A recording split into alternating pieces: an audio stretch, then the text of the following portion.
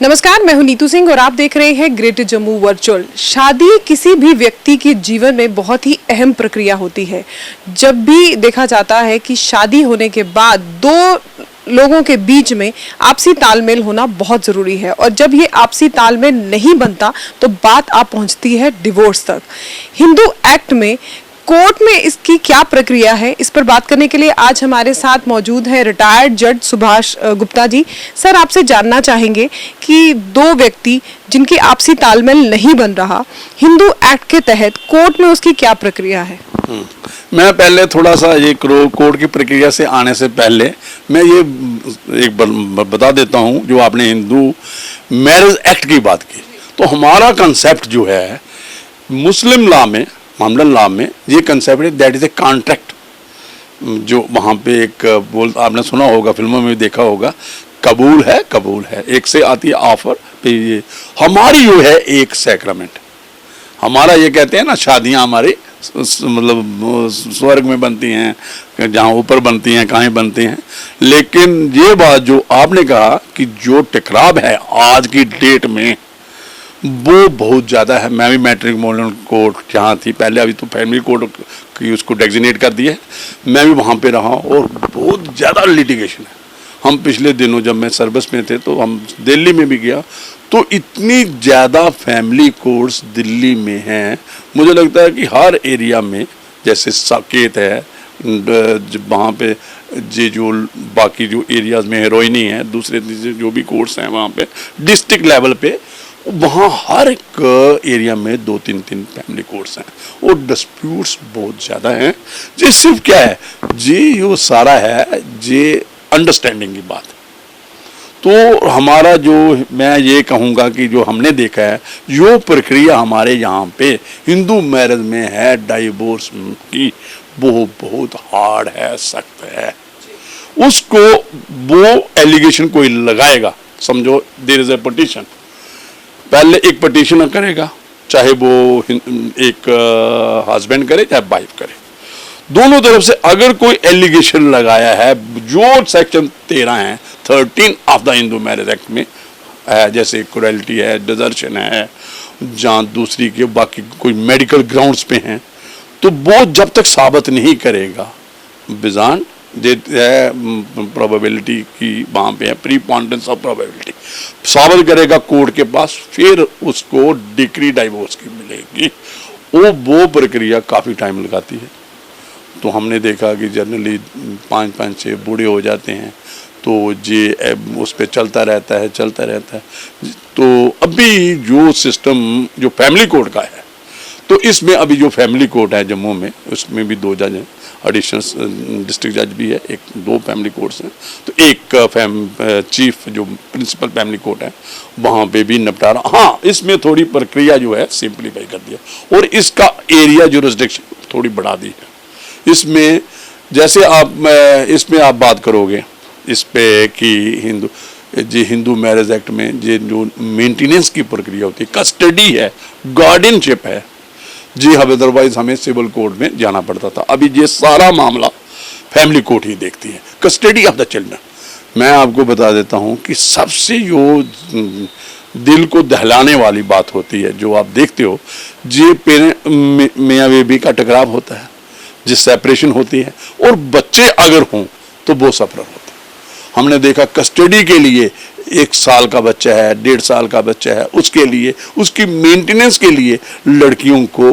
बार application wife को देना पड़ती है और हस्बैंड कई बार इग्नोर करता है, कई बार कुछ करता है। और कई बार तो हमने ये देखा कि इतनी लोग ये मेंटली अपसेट हो गए होते हैं इनको। तो इसलिए आज जो फैमिली कोर्ट ने एक और प्रक्रिया की, जब ये दोनों लोग आते हैं पिटीशन लेके कोर्ट में, पहले एक ने पिटीशन डाली, जब उसको नोटिस हुआ तो फिर उसके बाद तो कोशिश है कोर्ट की, उसने कहा कि जुडिशियल ऑफिसर जहाँ जो भी उसको डिस्ट्रिक्ट कोर्ट का होगा उस वक़्त, उसको ADR system, alternative dispute resolution adopt करना है, उनको समझाना है बैठ में। आजकल तो क्रंच भी फैमिली कोर्ट्स में बन गए, तो मैं भी निगोशिएशन करते थे, हम 2-2 घंटे लगाते थे, 1-1 घंटा रिकंसिलिएशन में, किसी तरीके से इनको समझाना बनाना, और काफ़ी केस जे हो जाते हैं। और एक मैं बात बता दूं, जो आज मॉडर्नाइजेशन जमाना है, मॉडर्नाइजेशन क्या है, जो सच्चाई है कि आप वो वाली बात नहीं है जैसे हमारे बुजुर्ग करते थे, पीछे करते थे कि भाई एक बार बांध दिया, बेच दिया तो उसका बांध से उसकी लाश ही आएगी उसकी। वो वाली बात मुझे नहीं लगता कि समाज को आज माननी चाहिए, जहाँ लड़कियों को आज एडवांस सिस्टम है। अगर देखते हो कि यार अंडरस्टैंडिंग नहीं है, आपस में नहीं है, तो म्यूचुअल डाइवोर्स का एक प्रोविज़न है हमारे पास, तो वो सेक्शन उसमें पर्टिकुलर है, तो जॉइंट पिटीशन लग सकती है। और जॉइंट पिटीशन में लगा के आप क्या कर सकते हो, आप उसका 6 महीने का उसको वेट करना पड़ेगा। वहां पे भी कोर्ट का जहां हमारा जो लॉ कहता है उसकी यही है कि इनको दोबारा आपस में रिकंसाइल करवाना है, मिलाना है और एक दोबारा फैमिली को दोबारा खड़ा करना है। ये एक इनकी जो सेंटिमेंट्स है, इमोशन है, ये जो फैमिली कोर्ट के कह दो, जहाँ हमारे लॉ के कह दो, जहाँ हमारी सोसाइटी की जो इमोशंस हैं वो यही हैं कि फैमिली को यूनाइट करना है। लेकिन मैं ये भी कहूँगा इसके बरक्स, अगर कोई नहीं निपटारा हो सकता है तो 6 महीने कोशिश करके वेट करके देख दो, तो आफ्टर दैट फिर दोबारा एक और पिटीशन लगाते हैं कि भाई despite having hard endeavor made by the parties and the relatives and friends, the no reconciliation arrived between the parties, फिर एक जॉइंट पिटीशन है, तो उसके बाद जज साहब वो कर देते हैं। लेकिन एक और भी कानून अभी थोड़ा मॉडिफाई हुआ है, सुप्रीम कोर्ट भी देख रहा है कि भाई देखो क्या होता है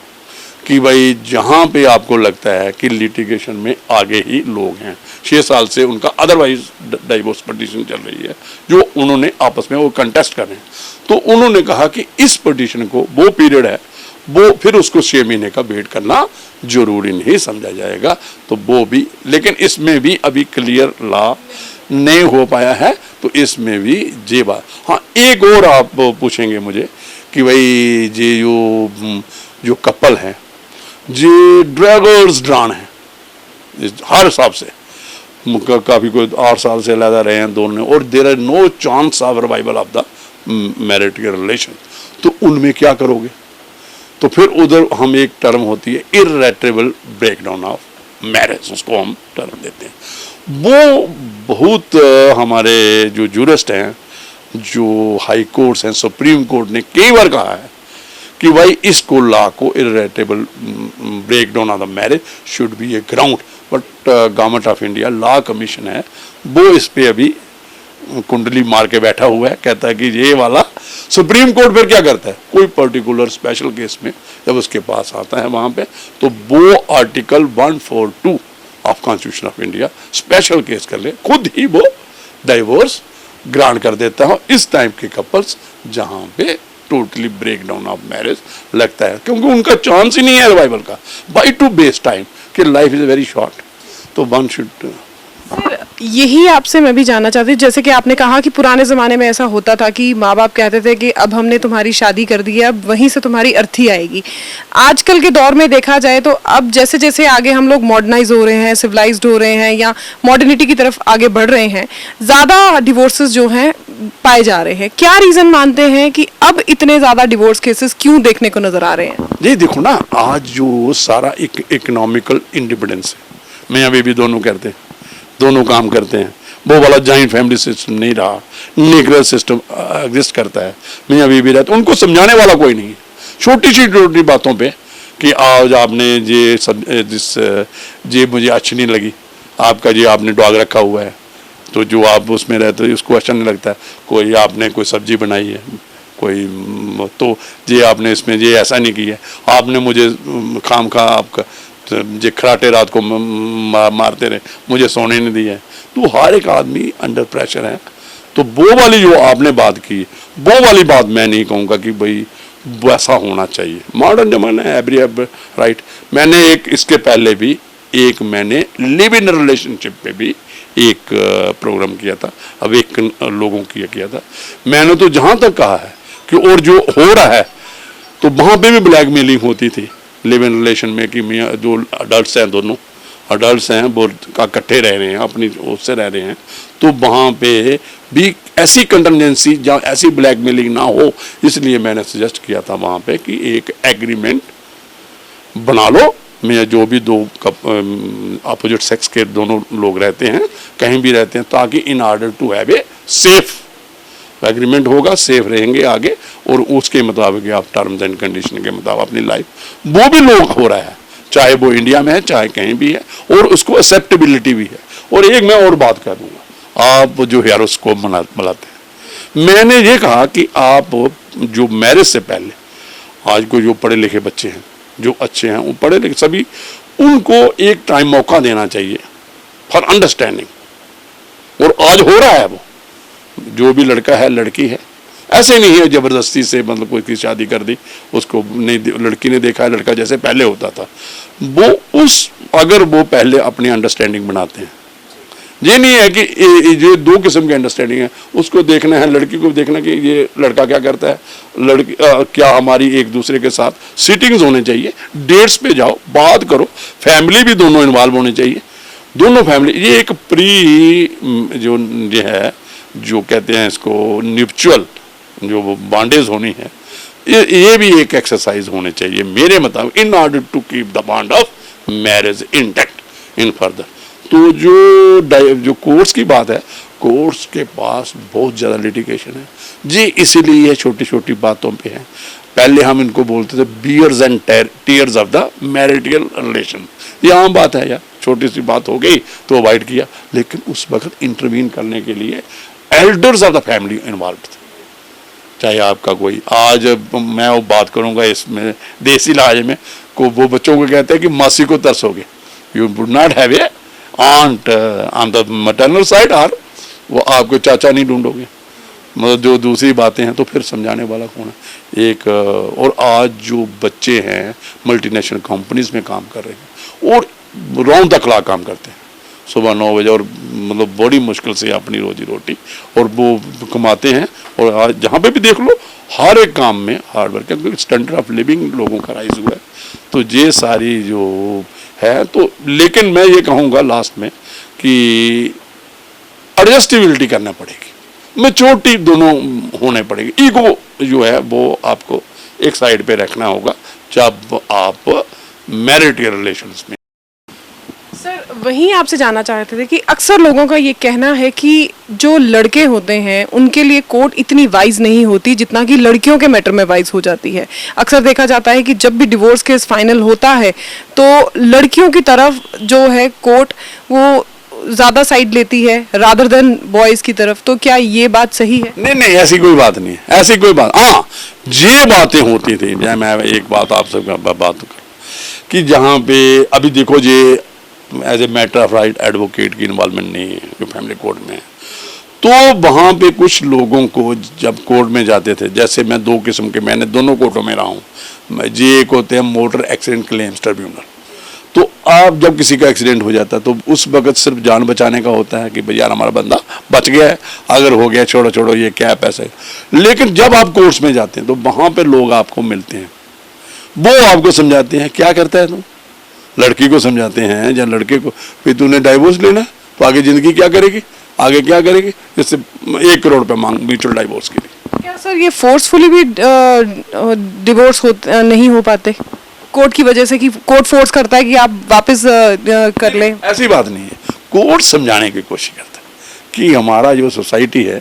ये इसके मॉरल हैं। एक मैं बात बताऊँ तो दो की जो मैं पहले ही बातें इसमें करता हूँ, और हमारे जो इस वक्त चीफ जस्टिस ऑफ इंडिया एक उन्होंने एक जजमेंट दी थी, उसमें कहा कि एक कॉन्स्टिट्यूशनल मॉरलिटी होती है, एक सोसाइटियल मॉरलिटी है, जो सोसाइटियल मॉरलिटी अडॉप्ट करती है सोसाइटी, और with the passage of time जो चेंजेस आती रहती हैं। और ये कहा गया, जो हमारे चीफ जस्टिस साहब ने कहा कि we are suppose to adopt constitutional morality now, because संविधान हमारा है, उसको मानता है। सोसाइटी की जो दक्षिणी न्यूज़ बातें हैं, जो बैकवर्डनेस हैं, जो टाबूज हैं, उनसे आगे आपने आना चाहिए, और इन जो चीज़ों को छोड़ के एक वैसी बात नहीं है, जो कोर्ट्स में जजेस में बैठे हुए हैं वो किसी की साइड नहीं लेते हैं, कोई ऐसी बात नहीं, इमोशनल नहीं होते हैं, ऐसी बात नहीं है। लेकिन फिर भी जो आपने बात की है, जहाँ कोर्ट को लगेगा, चाहे आपने देखा हो इसमें प्रोविजन भी है फैमिली कोड में कि जो डिस्ट्रिक्ट कोर्ट जो फैमिली कोर्ट होगी उसकी हेड प्रेफरेबली वीमेन होना चाहिए। तो उसमें वो आप कह सकते हो कि वो, लेकिन ऐसा नहीं, हाँ जहां लगता है कि विक्टिम है वीमेन है, इसको सताया जा रहा है, इसकी बच्चों की कस्टडी ले ली है, इसको मतलब टॉर्चर किया जा रहा है, इसको वहाँ पे देखेंगे तो नेचुरली वहाँ पे तो जस्टिस करना है, जो भी प्रिजाइडिंग ऑफिसर वहाँ पे होगा, ऐसा है। सर ये भी देखा जाता है कि जब डिवोर्स केस फाइनल होता है तो डिवोर्स केस लगता है कोर्ट में, तो हिंदू मैट्रिमोनियल एक्ट के तहत अगर हम देखें, हिंदू मैरिज एक्ट के तहत देखें तो लड़कियां कंपनसेशन के लिए डिमांड करती हैं, लेकिन उसके लिए भी एक लंबा प्रोसीजर उनको फॉलो करना पड़ता है। कई बार लड़के भी उनको जो है मंथली जो उनको कंपनसेट नहीं कर पाते, तो उसके लिए क्या प्रावधान है? देखिए ये डिपेंड करता है जो मेंटेनेंस आप कह रहे हो, दो किस्म के मेंटेनेंस, एक तो जहां तक है हिंदू मैरिज एक्ट में कि जो डाइवोर्स अगर फॉर एग्जांपल लड़की जॉब नहीं करती है, कोई उसको सोर्स ऑफ इनकम नहीं है, तो जो उसका खर्चा आएगा पिटीशन का, उसको आने जाने का, जो भी प्रोसीडिंग का होगा, that husband has to pay if husband is an employ somewhere. तो वो वाली बात है। हाँ, जहाँ इसमें हिंदू मैरिज एक्ट में तो ये भी है, अगर लड़की कमाई है तो मेंटेनेंस किसने देना है? लड़की से भी ले सकते हैं, जो मेंटेनेंस मतलब जो प्रोसीडिंग का खर्चा है, then women has to be if she is earning hand. तो ये ऐसी बात नहीं है। हाँ, जो आपने कंपनसेशन किया है, जो कि बात की कंपनसेशन क्या है, फाइनल एलिमनी है, जब आपको डाइवोर्स फाइनल हो गया उसमें आपकी सिक्योरिटी है, दोबारा शादी करनी है, राइट ऑफ रेजिडेंस, आप उधर से भी निकल गए, कहाँ से, अगर उसको कोई एम्प्लॉयमेंट में नहीं है, कोई सोर्स ऑफ इनकम नहीं है, तो she requires right of requires residence also, कहाँ घर होना चाहिए, क्योंकि वो तो मायके से कट गई है और एक अडल्ट है। तो उसलिए ये कोर्स एक प्रावधान करती है, फाइनल एनिमल है, उसको परमानेंट एलिमनी प्रावधान होना चाहिए। बच्चे हैं तो वो उनका अगर 5 साल से नीचे हैं, जहाँ उसकी कस्टडी अगर फीमेल लेती है तो उनको पढ़ाना भी है, एजुकेशन भी करना, मेंटेन करना, और आपको पता है आज कितना खर्चा है। तो ये सारी प्रक्रिया को, तो जो भी जस्टिफाइबल जो परमानेंट एलिमनी है, तो the women is entitled.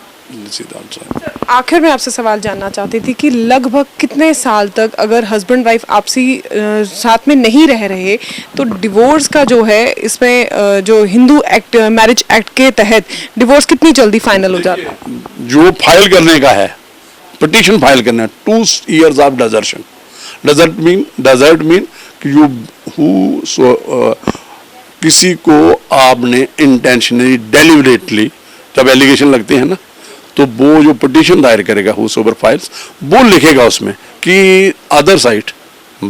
This mail और फीमेल जो भी है, हस्बैंड और वाइफ ने मुझे इंटेंशनली डेलिबरेटली इंटेंशनली छोड़ दिया है, डेजर्ट कर दिया है, और इसमें इंटरेस्टेड नहीं है opposite party in revival of the